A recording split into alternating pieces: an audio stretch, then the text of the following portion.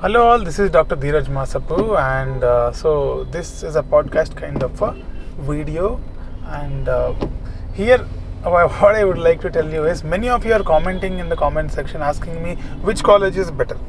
Whether specifically you'll ask the names. Actually, Narayan Hrudyalaya is better, Manipal is better, Sakra is better, or Saint Philomena is better, since I stay in Bangalore.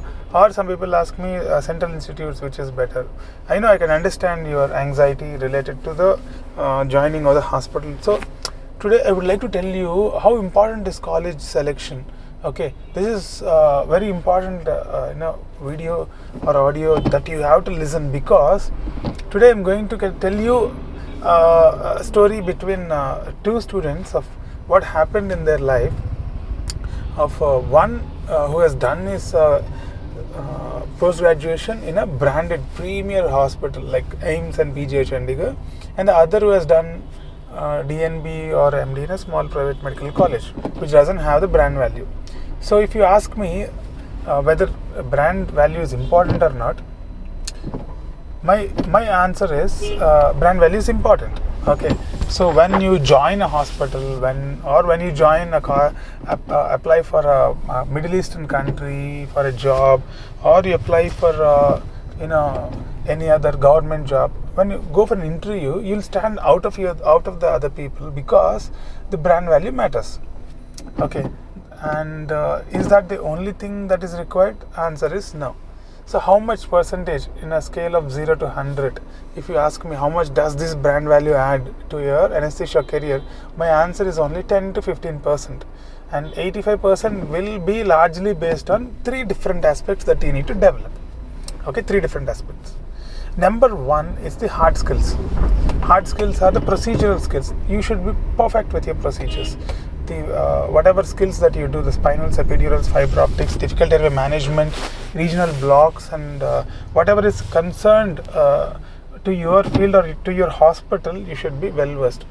Okay, and most of the times, if you can do it in a single prick, then that is a very added thing to your career. Okay, second important thing that you need to develop is the soft skills. Soft skills are more like how you communicate with the patients and how you actually break the bad news, how you talk to surgeons, how you maintain relation with surgeons, how you maintain relation with the management. Everything matters. Okay, and the principles that you follow and the ethics that you follow, the empathy that you have, and passion towards the subject, and how people perceive you, the positivity, everything will come in the soft skills. Number 3 skill that you need to develop is the building the CV. Okay, if you have the hard skills and if you have the soft skills, even with these two, I've seen many people not succeeding because you need to build a CV also parallel. These are the 3 things that you need to do. So this is the 85%. So 15% is your brand where you studied, and 85% is what? These 3 things which I told just now. So now in this video, I'm going to tell you how to actually build these 3 skills. First thing that you need to do is change the mindset. With the mindset that you have, you cannot do this, because this is not a simple game, and you need to change your mindset from loser to winner, and you need to start thinking that every day is a learning, and you have to keep coming out of your comfort zone, and then you have to start working very hard. If you change your mindset, only then you go to the next step. Okay, without changing, don't go to the next step. Next step is, now you change your mindset, but you don't know what to do. Okay, because to develop the hard skills and soft skills and building a CV, you need to have the idea about what they are, and you need to have an idea about how to develop. For that, you need to work with a person who has already achieved all those things. Okay, you have to find that person. So that fellow might be in a village or town or a city or a metro or a corporate or a UK, USA. That's your headache. You have to find that guy. You have to find that guy and work with him. It's not the hospital, it is not about the corporate, you have to find that guy. And how many years should we work, Dheeraj, with him? If you ask me, I will tell that you have to work with him for a minimum of 3 years, okay, and a maximum of 5 to 7 years. So for example, you have finished your post-graduation at 27, 28 years, then change your mindset and work with this kind of a guy for 5 years, for example. 32, 33, you will reach a position where you develop the hard skills, soft skills. But you have not built a CV yet. Okay, so that at the age of 32 to 33, you have to start building your CV. So what is building the CV? I'll do a separate video on building the CV. All the 7 to 10 points already written down. I'll explain there in detail. But here briefly I will tell. Building a CV starts with a few courses that you need to do. Number 1 course will be research methodology course, and number 2 course will be the public speaking course. So why I told research methodology is a CV always gets built with publications, okay, and presentations. To do a publication, you need to actually understand how the research is done, what are the study designs available, and to do the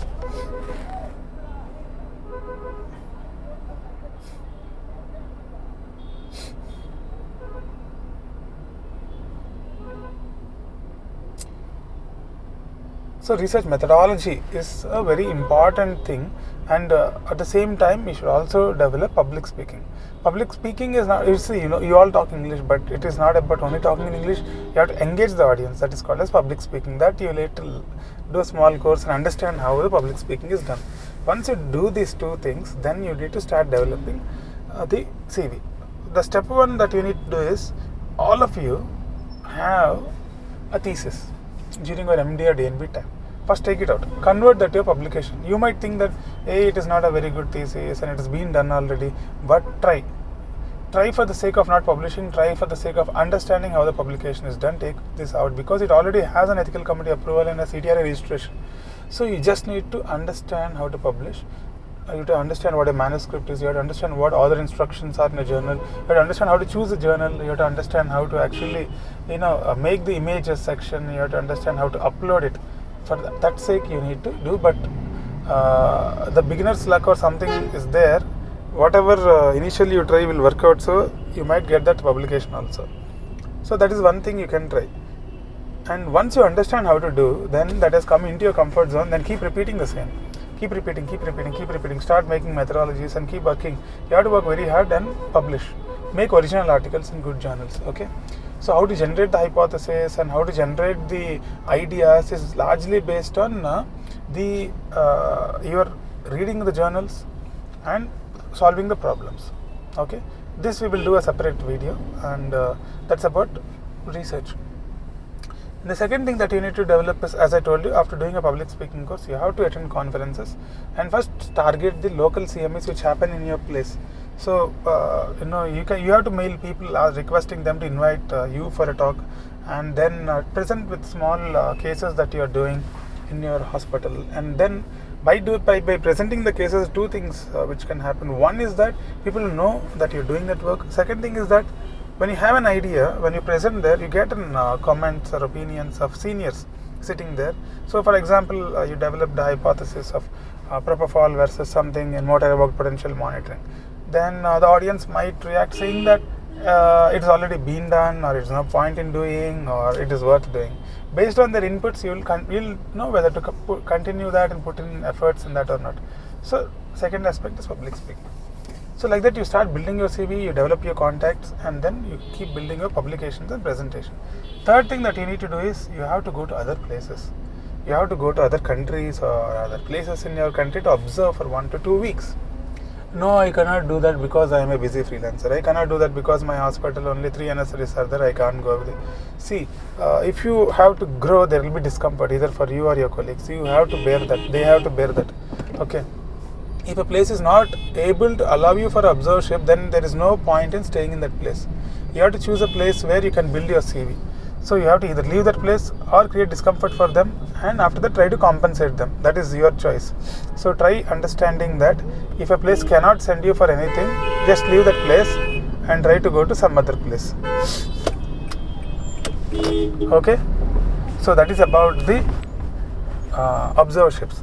Fourth area that you can develop, even I haven't done it, patents is the second thing. If you have innovation mindset, if you have some support of engineer friends, or if your spouse is an engineer, then innovation is a very good idea.